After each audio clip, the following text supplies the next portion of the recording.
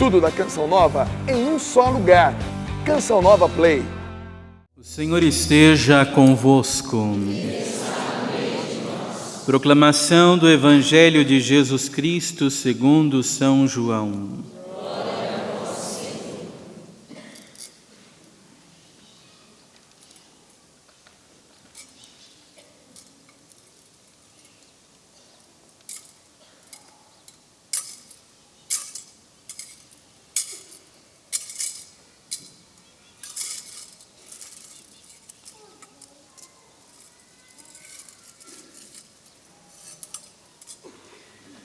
Naquele tempo, quando a multidão viu que Jesus não estava ali, nem os seus discípulos subiram às barcas e foram à procura de Jesus em Cafarnaum.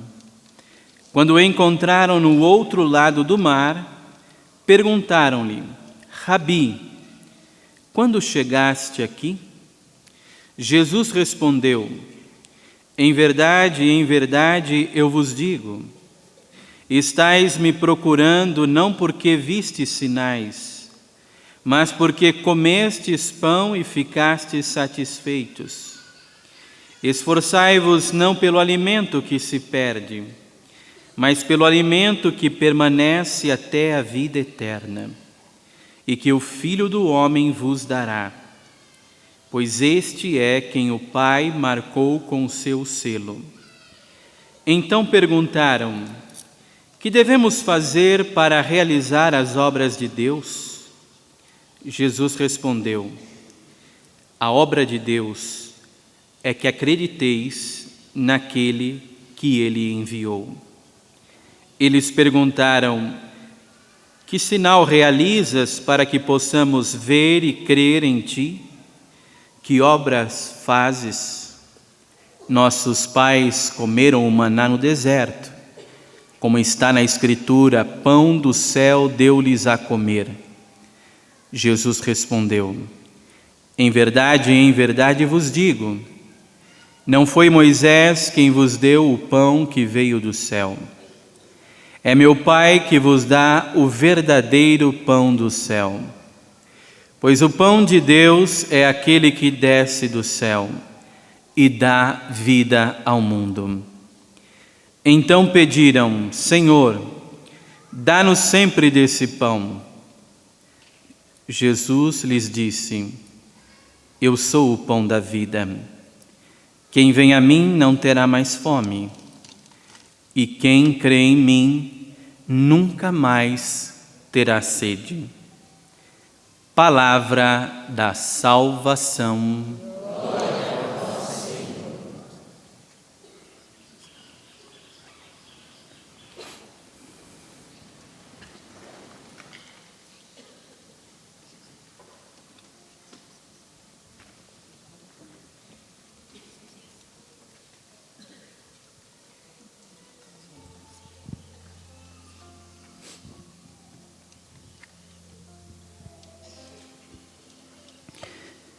Antes de tudo, é uma grande alegria, irmãos, podermos estar juntos nesse Kairós.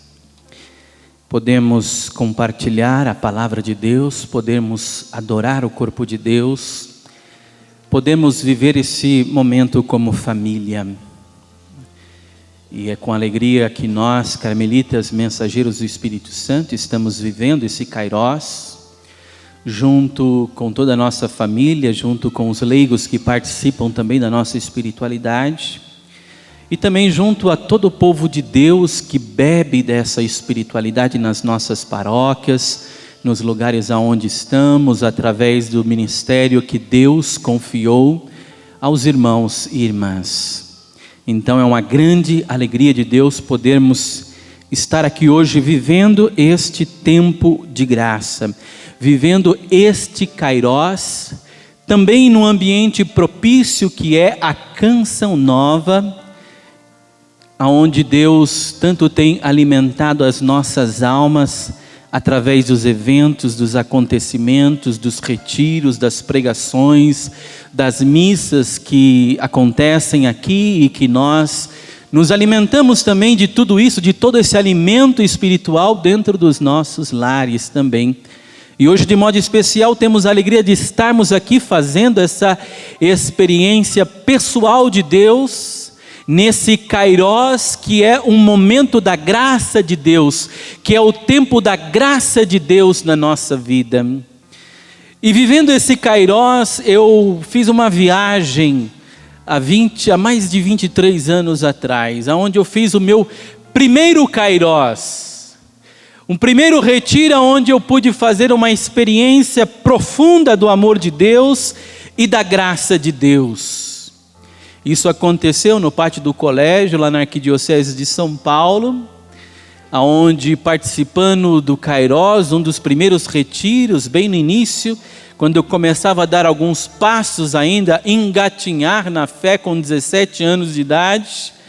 E eu me lembro que no final do Kairós houve uma oração na cripta, fizeram um momento de oração por cada pessoa, e é claro, ali naquele momento de oração vinham palavras de ciência no coração de algumas pessoas que estavam rezando, e dentre umas palavras que vieram quando foram rezar para mim, alguém disse assim, quando estava rezando para mim, disse assim: olha, eu quero te dizer uma coisa, o Senhor está te dando nesse momento o dom da palavra. E eu comecei a dar risada, e falei: mas como? Eu sou uma pessoa tímida, eu não gosto de falar em público, eu não gosto nem mesmo de estar na frente das pessoas. E eu confesso aqui para vocês que eu nunca cheguei a ser coroinha porque eu tinha vergonha de estar na frente junto com o padre. Então eu preferia nem mesmo ser coroinha, nem mesmo me envolver com nada que pudesse me expor. Mas naquele dia, naquele Kairós, eu ouvi Deus falando com o irmão que queria falar através de mim, que queria usar da minha voz, que queria usar da minha vida, e que aquele momento era um momento de graça para a minha alma. E eu abracei aquilo.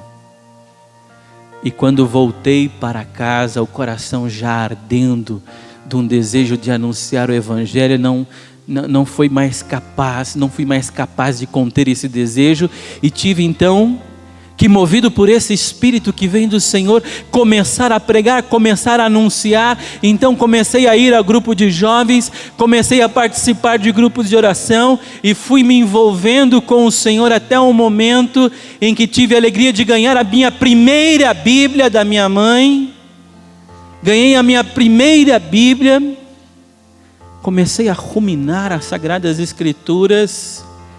E um dia, ruminando as Sagradas Escrituras, buscando a Palavra de Deus, comecei a sentir no meu coração algo diferente. Comecei a sentir que Deus me chamava a alguma coisa. E eu pensava comigo: bom, Deus já me colocou numa fria, que é de poder pregar a palavra, levar a palavra, testemunhar. Eu já entrei por aí porque não foi iniciativa minha, mas iniciativa de Deus. E agora eu começo a sentir algo novo no coração. E começava a sentir o quê? Que Deus estava me chamando para algo mais. Que Deus estava me chamando para o sacerdócio. Que Deus estava me chamando realmente para dar um sim total a Ele. Deus estava me chamando a poder fazer parte daqueles que iriam perpetuar a presença do pão vivo descido do céu nesse mundo. E naquela tempestade interior, eu ouvi falar de uma pessoa, de um padre que era e que é de muita oração, e resolvi escrever para esse padre. Eu estava com um coração inquieto.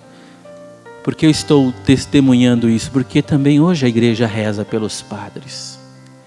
E porque hoje no Evangelho o tema central é a Eucaristia, é o pão vivo do céu. Mas eu escrevi para aquele padre, perguntando para ele, colocando as minhas angústias e dizendo a ele assim: o que fazer? E agora o que eu vou fazer? O que Deus quer de mim? Me ajude, reze por mim. Eu não sei se a minha vocação é de ser um leigo envolvido na evangelização, se é de ser um sacerdote, se é de ser um sacerdote religioso. E esse leigo e esse padre, então, eu enviei essa carta para ele, ele enviou o retorno depois de 1 ou 2 meses. E esse padre disse assim na carta: querido Marcos, recebi a sua notícia, recebi a sua carta, estamos rezando por você, mas gostaria de pedir que você tivesse 2 atitudes nesse momento. A primeira atitude é que, se você sente no seu coração muita inquietação, continue rezando, que Deus vai te mostrar o caminho. Agora, se você, diante das tuas orações, começar a sentir paz no seu coração, meu filho, é por aí mesmo, vai, que Deus está te enviando a ser um sacerdote. Assinado Padre Jonas Habib. Ele colocou no finalzinho, mostrando que esse era o discernimento dele. E hoje poder viver esse Kairos é poder ser grato também a esse discernimento, no qual eu seguia 23 anos atrás, e digo para você que aumenta dia após dia a alegria de viver o sacerdócio na Igreja Católica, a alegria de ser padre, a alegria de dar a minha vida na missão, a alegria de poder compartilhar o Evangelho, a alegria de poder viver numa comunidade, a alegria de poder ser instrumento de Deus para alimentar a alma de tantos e tantas que buscam no Senhor a sua graça e buscam no Senhor a sua força. Então, uma grande alegria poder hoje viver esse Kairos. E nós vemos que também a Eucaristia é um evento de graça na nossa vida. Jesus aparece hoje no Evangelho, irmãos, como que fazendo uma pequena repreensão na multidão, dizendo: olha, vocês estão me buscando porque vocês comeram pão e ficaram saciados. Jesus percebia que muitos reconheciam a ele como um grande profeta, que queriam fazer dele um rei. Mas o propósito de Jesus é que reconhecessem nele o Filho de Deus, o reconhecessem como Deus e o adorassem como Deus, porque na pessoa de Jesus e através da sua encarnação, Deus está mostrando o quanto Ele ama a humanidade, o quanto Ele quer salvar a humanidade, o quanto Ele se reconcilia, o quanto Ele deseja levantar o que está caído, o quanto Ele deseja curar o que está enfermo. E é esse o propósito de Jesus com os sinais que Ele realiza. E a Eucaristia também é um dos maiores sinais, um dos maiores milagres que nós temos na igreja. E nas pregações de Jesus, essa pregação específica sobre o pão descido do céu, foi uma pregação profundamente revolucionária, uma pregação profunda, mas ao mesmo tempo decisiva. Por quê? Porque é uma pregação onde Ele está falando que Ele vai se dar em alimento como o pão da vida.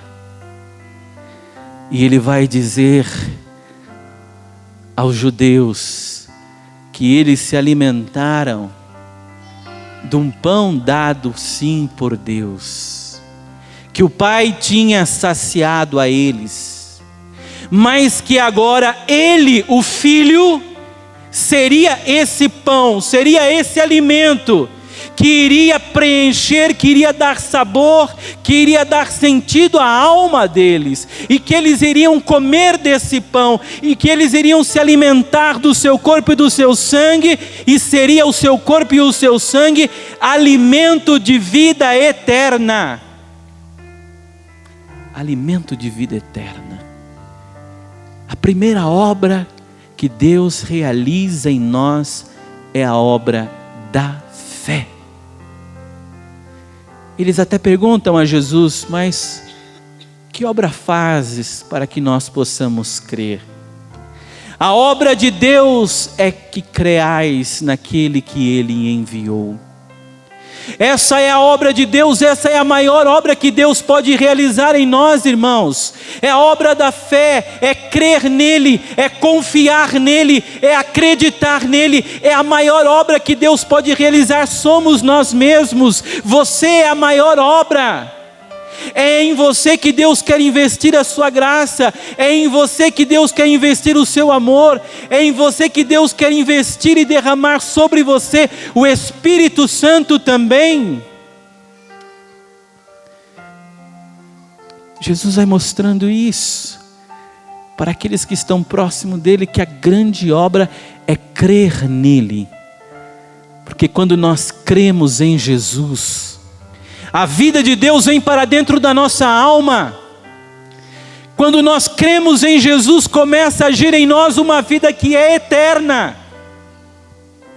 Quando nós cremos em Jesus, nós passamos de uma vida apenas biológica para uma vida espiritual eterna. Eterna por quê? Eterna porque a relação que começa entre nós e Deus, a familiaridade, a amizade, a filiação que começa entre nós e Deus, ela não termina com a nossa morte, mas ela se prolonga. Por isso, viver a experiência da fé, crer no Senhor, é receber a vida de Deus dentro de nós, numa relação de amor que não tem fim jamais, e que nem a morte consegue colocar um ponto final. E Jesus ainda, como se não bastasse, Ele ainda nos dá o maravilhoso tesouro da Eucaristia. Sabe qual é o maior tesouro da igreja, irmãos? Deixa eu dizer para você, o maior tesouro da igreja, com toda a gratidão e respeito que nós temos às grandes obras, às grandes catedrais, os belos santuários, as grandes igrejas, tudo isso é maravilhoso, tudo isso expressa um lugar de adoração. Mas o maior tesouro que nós temos, ele está ali dentro, meu irmão, lá dentro daquele sacrário. Ali está o maior tesouro da igreja. O corpo e o sangue de Jesus é o maior tesouro da igreja. E Ele deixou isso para nós, que maravilhoso. É como se Deus quisesse deixar o seu coração batendo no centro da igreja. É como se Deus dissesse à sua igreja: eu vou deixar no centro da minha igreja o meu próprio coração batendo no coração do meu filho, na carne agora sacramentada na força e no poder do Espírito, na figura do pão. Deus nos deixa a maior herança que nós poderíamos receber. Este é o alimento que sacia toda a nossa sede. E é maravilhoso ouvir também as palavras do nosso Papa Emérito, Papa Bento XVI, quando ele diz que a nossa fé é uma fé profundamente eucarística. A nossa fé, a fé que alimenta a nossa alma, é uma fé profundamente eucarística. E na Eucaristia Jesus sacia a nossa fome de bondade. E na Eucaristia Jesus sacia a nossa fome de amor. Na Eucaristia Jesus sacia a nossa fome de esperança. Na Eucaristia Jesus sacia a nossa fome de eternidade. É na Eucaristia onde Ele está continuamente nos convidando a ir a Ele, como diz o Evangelho: quem vem a mim não terá mais fome, e quem crê em mim nunca mais terá sede. Quem não pode testemunhar aqui entre nós que quando entrou numa missa, entrou na celebração de uma Eucaristia, às vezes com o coração apertado, com o coração machucado, com o coração ferido, e foi levantado, e foi fortalecido, e foi curado, e foi restaurado. Por quê? Porque a Santa Missa, antes de tudo, é um lugar de relação, de experiência com o amor de Deus, que se faz presente diante dos nossos olhos e que se dá em alimento para cada um de nós. Se dá como alimento. Santa Teresa de Jesus dizia que a Eucaristia é uma grande invenção de amor. É uma maneira de Jesus, é uma maneira com que Jesus encontrou para continuar vindo para dentro de nós, para continuar entrando dentro de nós, para continuar vivendo dentro de nós. Ele se faz presente em cada Eucaristia, porque Deus quer habitar dentro de nós. Por isso nós vivemos a Eucaristia, celebramos, adoramos, pregamos sobre ela, porque ela é a nossa vida. É o corpo de Deus que une os nossos corpos aqui no corpo do seu Filho. Que maravilha! Ele é o ponto de atração entre nós. Ele é o ponto que nos une. Ele é o ponto que nos fortalece. Ele é aquele que nos leva a enfrentar os desertos dessa vida. Quando a gente olha, irmãos, hoje para a primeira leitura, o que nós vemos na primeira leitura?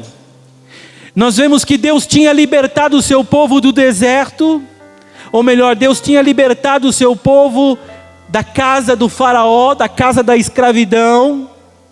Deus tinha levado o seu povo para o deserto, e Deus estava agora acompanhando o seu povo no deserto, e você sabe que deserto é lugar de provação, deserto é lugar de purificação, deserto é lugar de encontro com Deus, deserto é lugar onde os papéis se desfazem, aonde as máscaras caem, aonde fica aquilo que nós somos realmente diante de Deus.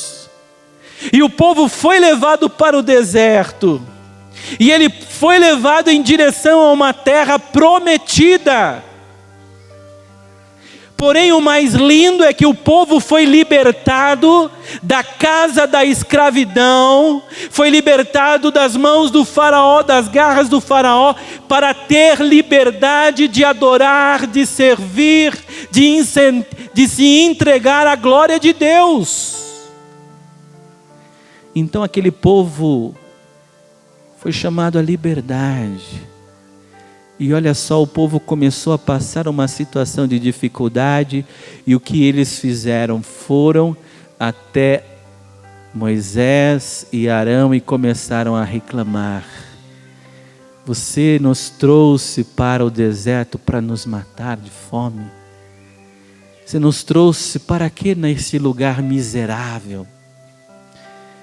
É assim que acontece às vezes conosco também, quando a gente está passando por um momento de dificuldade.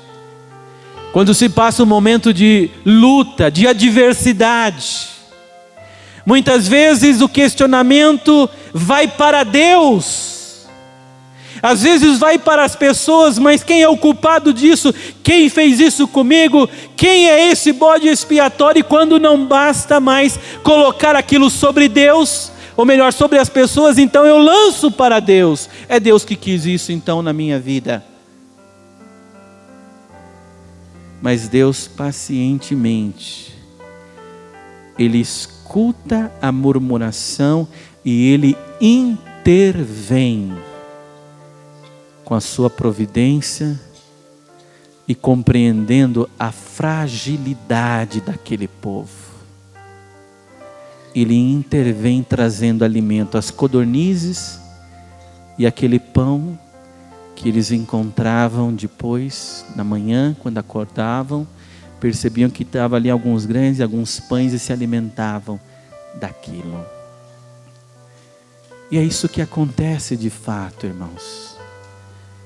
O que acontece quando nós estamos sendo escravizados pelo mal? O que acontece quando se vive na casa do faraó? Não se pode adorar a Deus. O que Deus fez com esse povo no deserto foi libertá-los da escravidão do faraó. E aqui os primeiros padres da igreja, quando fazem essa leitura, dizem que Jesus é o nosso faraó. Jesus é aquele que vai nos alimentar com o pão do céu. E Jesus é aquele que nos tira da casa da escravidão, que é das mãos do maligno, que é das mãos do diabo, para nos fazer vencer e atravessar os desertos dessa vida, para que nós possamos adorar verdadeiramente a Deus, porque o que nos impede de adorar a Deus são as paixões, o que nos impede de adorar a Deus é a escravidão do mal, o que nos impede de adorar a Deus são as artimanhas que muitas vezes o maligno coloca, para que nós não tenhamos liberdade diante de Deus. O povo sente que a luta é grande no deserto, mas Deus intervém para mostrar: olha, eu já libertei vocês, vocês foram livres, vocês estão agora mesmo no deserto com lutas, mas vocês foram libertados. Eu tirei vocês dessa situação.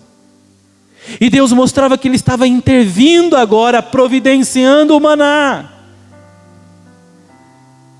Mas uma coisa que é importante, irmãos, em momentos de deserto também: nunca deixe que o momento de deserto venha desconfigurar a tua vida. Nunca deixe que o momento de luta, de dificuldade, venha desconfigurar aquilo que Deus te chamou a ser, que é um filho muito amado dEle, que é uma filha muito amada dEle, porque é isso que muitas vezes o maligno quer gerar na nossa vida. No momento em que nós estamos sofrendo, ele quer tirar de nós a paz, ele quer tirar de nós a alegria, ele quer tirar de nós a fé, ele quer tirar de nós a confiança em Deus. Então, enquanto você sofre unido a Deus. Enquanto você passa por desertos, passe por desertos unido a Deus, crescendo na esperança, tendo a certeza que Ele já te tirou da casa da escravidão e que você não pode voltar novamente para essa casa da escravidão, mas que Ele está com você no deserto. Não deixe que a situação difícil desconfigure a tua vida. Se agarre em Deus, confia em Deus.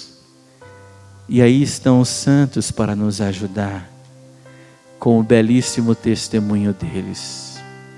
Passaram tantas tribulações, atravessaram tantos problemas, mas o mal não conseguia fazer com que parasse a graça de Deus na vida deles.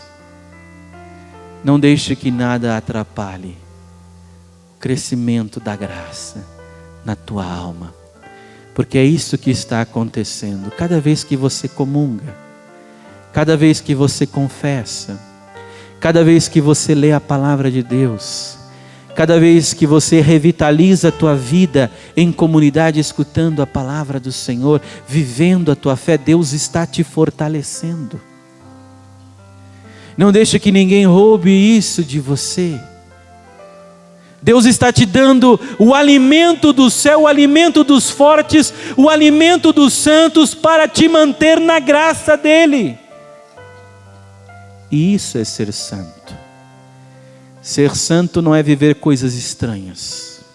Ser santo não é criar métodos complicados. Ser santo não é ser uma pessoa esquisita.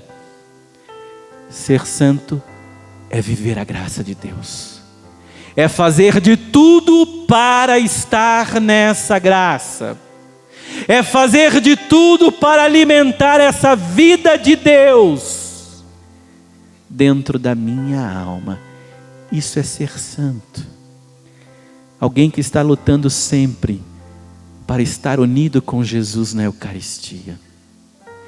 Alguém que está lutando sempre para jamais se encontrar numa situação que o impeça de comungar, o impeça de viver e de saborear o pão do céu.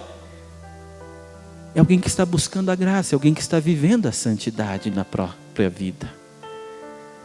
Porque a comunhão com o Senhor na Eucaristia, dizia o nosso maravilhoso São João Paulo II, acontece nessa intimidade em que a nossa alma é unida verdadeiramente a Jesus Cristo e é unida verdadeiramente à Trindade, real e verdadeiramente. Cada comunhão realiza a união da nossa alma com a Trindade Santa.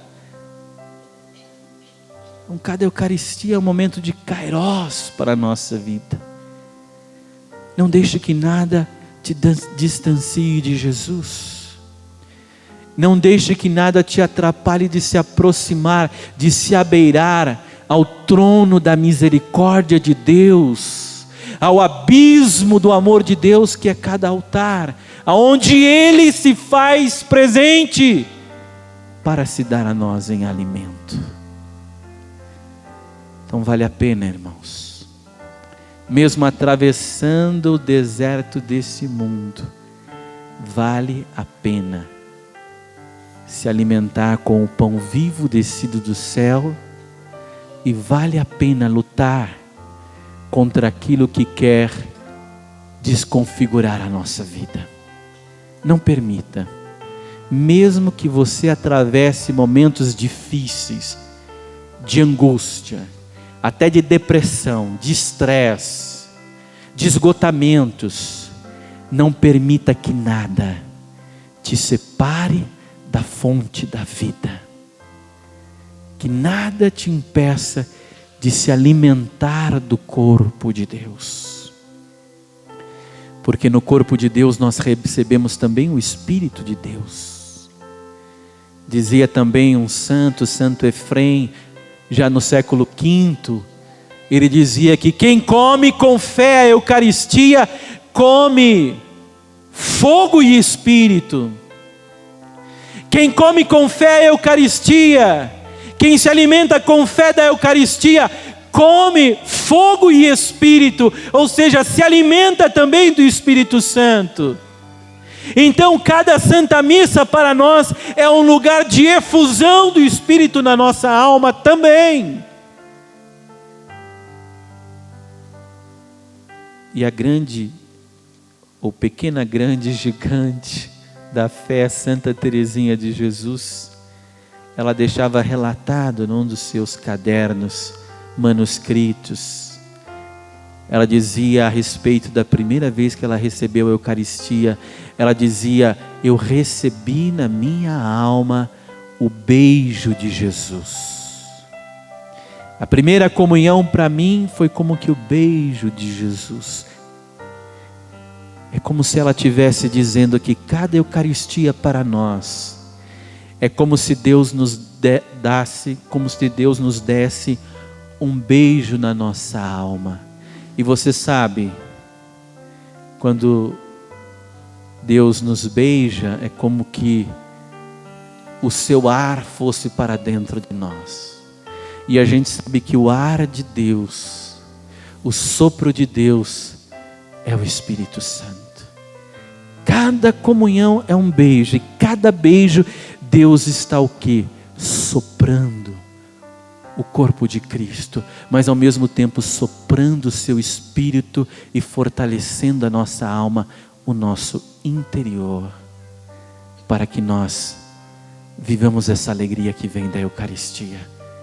Nós somos esse povo que vive a alegria que vem da Eucaristia, mas precisamos sempre ser renovados, sempre nos revestirmos de uma nova mentalidade, sempre nos revestirmos de uma nova forma de pensar, de sentir e de agir. Por isso, São Paulo hoje nos ajuda quando ele diz: renunciando à vossa existência passada, despojai-vos do homem velho, que se corrompe sob o efeito das paixões enganadoras, e renovai o vosso espírito e a vossa mentalidade.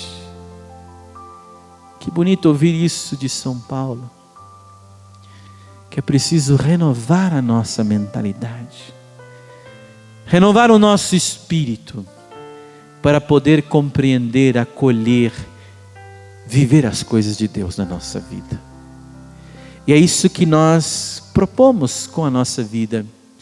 E é essa que é a nossa missão também, dos carmelitas, das carmelitas mensageiras do Espírito Santo, anunciar, assim como de cada cristão, anunciar essa vida nova que vem do Senhor, para que abandonemos as paixões de antigamente, as paixões enganadoras, que nos corrompe, que nos destrói. E a gente vê hoje quanta corrupção acontece no mundo. E é bonito ver, porque Papa Francisco nos ajuda a compreender o que é ser pecador, o que é ser corrupto. Ser pecador, todos nós somos. Eu, tu, ele, nós, vós, eles. Todos somos. Quem é pecador, levanta a mão aí. Olha aí. Mas olha para o seu irmão e diz para ele assim: você é um pecador em busca da graça de Deus. Diz para ele: você é um pecador agraciado. Um pecador agraciado. Somos pecadores, por isso a gente começa cada Santa Missa pedindo perdão a Deus, não é verdade? Né? O Papa Francisco diz que quem não tem mais vergonha de pecar, alguma coisa errada está acontecendo na sua vida, porque o pecador, ele sente vergonha quando ele peca. Mas quem é o corrupto? Aí que é o problema. O Papa Francisco diz que o corrupto é aquele que fez da maldade o seu estilo de vida. Eu escolho ser assim, eu escolho ser mal, eu escolho viver o erro, eu escolho viver o pecado, eu escolho ter essa atitude porque todo mundo, a maioria tem essa atitude. E o grande pecado para a pessoa corrupta é ser pega na sua corrupção. Para ele o único pecado é o de ser pego no seu pecado. Fora isso, para ele não existe pecado. É fazer da maldade, do erro, um estilo de vida. E São Paulo nos diz algo diferente: renovai a vossa mentalidade. Revesti o homem novo, criado à imagem de Deus, em verdadeira justiça e santidade. Você está aqui nesses dias, você está se revestindo desse homem novo. Se você está aqui nesses dias em oração, nessa relação com Deus amorosa, é porque você deseja ser de Deus. Por isso nós temos a necessidade mesmo da oração. Por isso que nós temos a necessidade de contínuos Pentecostes, de contínuos Kairós na nossa vida. Por isso que nós precisamos viver da Santa Missa, da Eucaristia. Por isso que nós devemos promover incontáveis, inúmeros encontros de oração e de retiros, porque sem essa relação com Deus, sem essa amizade com Deus, sem essa proximidade com Deus, nós nos corrompemos, nós somos escravos do maligno.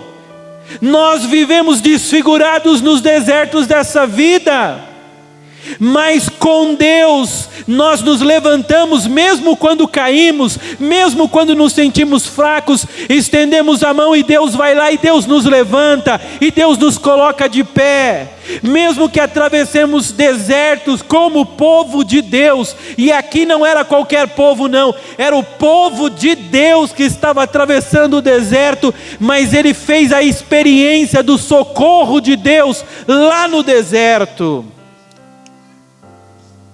É Deus que sempre vai agindo na nossa vida e na nossa história. E Ele vai agindo, e Ele vai criando meios para estar em nós e para alimentar a nossa alma dEle. Por isso é uma grande alegria para nós hoje celebrarmos esta Santa Missa, dia que a igreja reza pelos sacerdotes, pede por todos os padres, que Deus continue capacitando, ungindo, fazendo com que eles, na alegria do coração, sirvam ao altar de Deus, façam do altar a sua pátria, para que nós sacerdotes encontremos mais e mais a força de Deus, a força do alto, mas a força da amizade, do amor, da atenção e principalmente da oração de todo o povo de Deus. Que Deus também continue suscitando novas vocações generosas, que possam com ousadia, com coragem, dizer o seu sim a Deus, se entregar nas suas mãos, dizer: Senhor, eis-me aqui, quero te servir, eu quero continuar sendo instrumento para trazer o pão vivo do céu, para alimentar o teu povo. É isso que nós pedimos hoje, irmãos. É nessa intenção que nós rezamos hoje, nessa pregação decisiva de Jesus sobre o pão descido do céu. Nós somos o povo da Eucaristia, nós somos o povo da fé eucarística. Tudo começa, tem a sua origem, a sua fonte na igreja, na Eucaristia, e tudo tem o seu ápice, a sua consumação. Tudo nos leva à terra prometida, aonde o banquete do Cordeiro Celeste continuará sendo para nós na eternidade a nossa grande alegria. Convido você a ficar em pé nesse momento. Agradeça a Deus no teu coração pela grande alegria de poder viver essa fé eucarística. Você no teu coração agradeça ao Senhor por essa maravilhosa experiência que você vive de salvação. Cada vez que você comunga, cada vez que você adora, Deus está te salvando.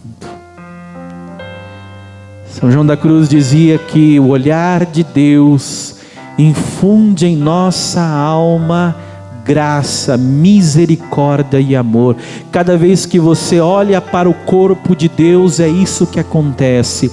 É amor, é graça e é misericórdia sendo derramada sobre a tua alma. Obrigado, Senhor, por sermos o povo da Eucaristia, Senhor. Obrigado por querer vir para dentro de nós, Senhor, alimentar-nos, saciar-nos, porque a nossa alma não pode se saciar plenamente a não ser de Deus mesmo. A nossa vida não pode ter maior sentido de vida do que o autor da própria vida vivendo em nós. Graças te damos, Senhor, pela tua igreja. Graças te damos pelo sacerdócio.